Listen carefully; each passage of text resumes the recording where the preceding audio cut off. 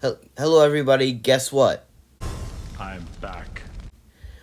It's time for my next review for the Terminator franchise, and now we're on to Terminator 3 Rise of the Machines.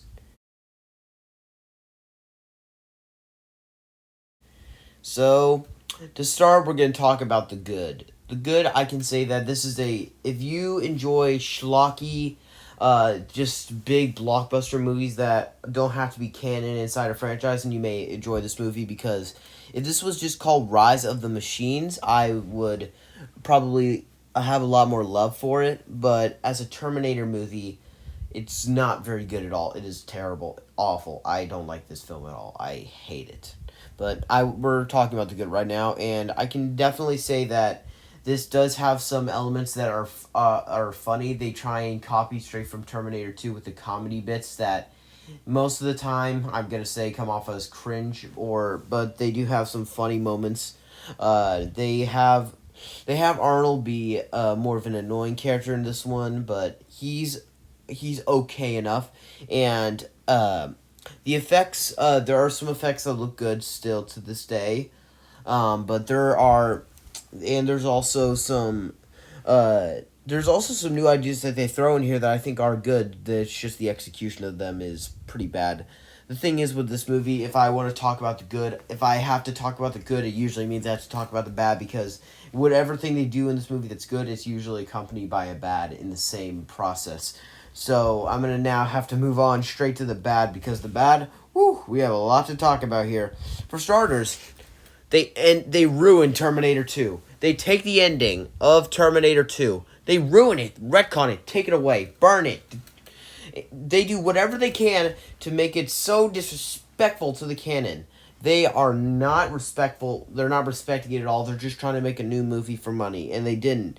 Terminator 2 is not only Arnold Schwarzenegger's highest grossing movie of all time, it's still the highest grossing Terminator movie. They didn't make enough money to outdo Terminator 2. So, also, some of the effects look awful to this day. And you have to talk about the Terminatrix. Ugh.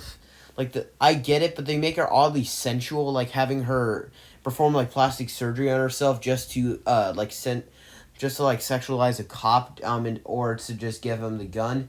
And they also copy things straight from Terminator 2.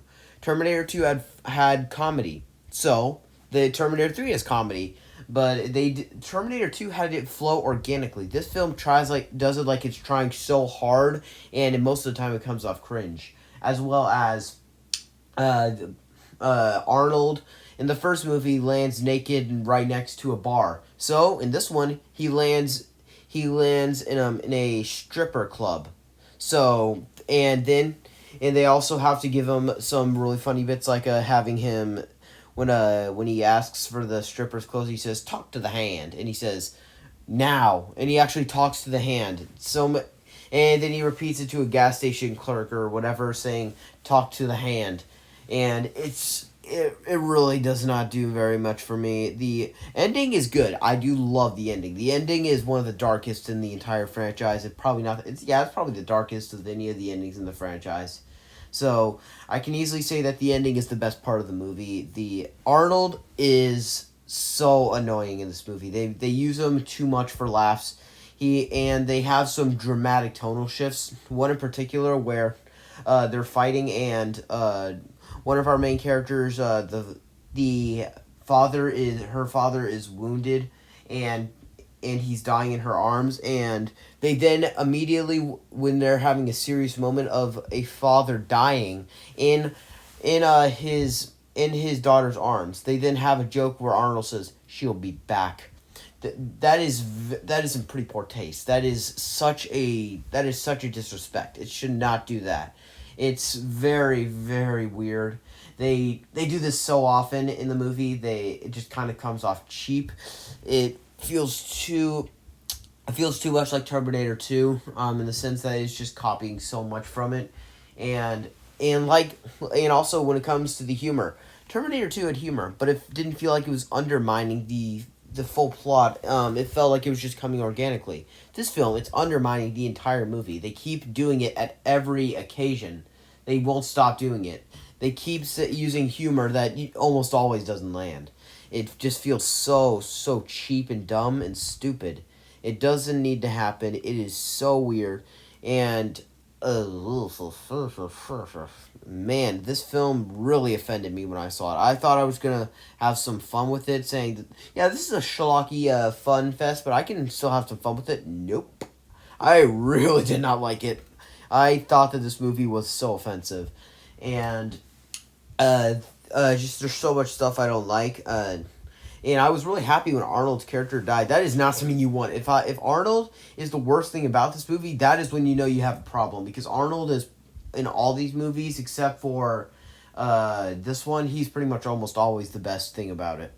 So that is just always so bad. And Nick Stahl as John Connor, terrible casting choice. I get John Connor's supposed to be in a midlife crisis, and he's supposed to be a lot more weak, but boy, they really undermine him, making him so weak, and they make him come off as weak, wimpy, and shrimpy, wienery. It's just he comes off so nervous, or like Eddie Furlong in Terminator 2, he felt like you could tell that he could grow up and become the leader of the resistance. He's ordering the T-800 around with command. He knows what he's doing.